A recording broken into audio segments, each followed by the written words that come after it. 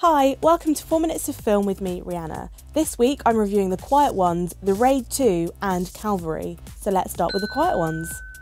So a professor and his students film themselves trying to cure a girl who has telekinesis. She can move things with her mind and is also very depressed. If we can cure one patient, we cure all mankind.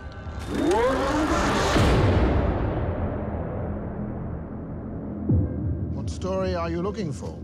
Are you a believer? I suppose I don't know what I believe in. I hope you don't scare easily. Welcome to the experiment. What's wrong with her? She was abandoned. She remembers nothing from her past.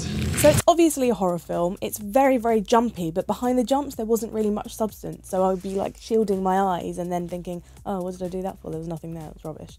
And I felt that because it was set in the 60s, there was a lot of potential to do a lot with that era, but there was a lot of potential to do a lot of things that they just let slide. So 2 stars for The Quiet Ones. I think big fans of horror films are going to be disappointed. Next up, it's The Raid 2. So obviously this is the sequel to The Raid, and this time Rama, the policeman, has to go undercover to infiltrate a crime syndicate undetected. And there is a lot of bloodshed and, as you'd expect, a lot of fighting.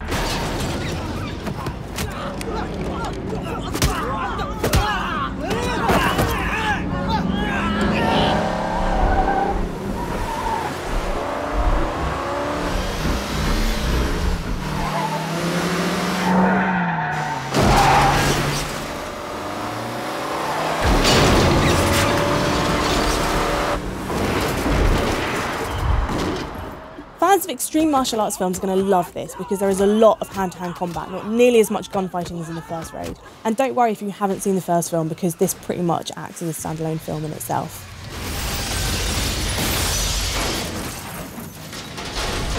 Welsh writer and director Gareth Evans has obviously had a lot of Tarantino influences in this Indonesian film, but he's put his own special twist on it.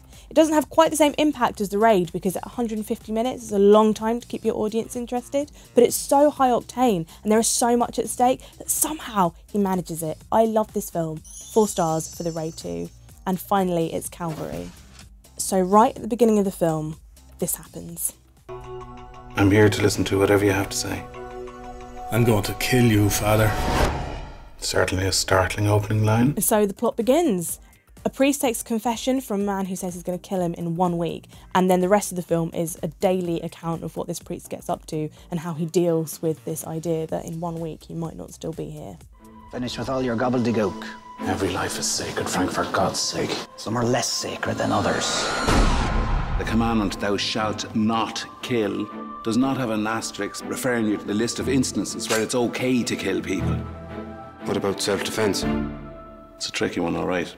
The absolute best bit about this film was the fact that it had Brendan Gleeson in the starring role. So he was in The Guard, he was in Bruges, and also Harry Potter, obviously. And he's just such a fantastic actor. He's the best person they could have possibly had. And in this film, it's almost supposed to be like a whodunit. I suppose you're trying to work out who on this tiny Irish island could possibly have gone into that confessional booth and said to a priest, I'm going to kill you. But you almost forget that that's part of the plot because he's so fantastic. You're just watching him go about his everyday activities, interacting with people like Chris O'Dowd. Hope we don't get locked in here. We'll have to make love to keep warm.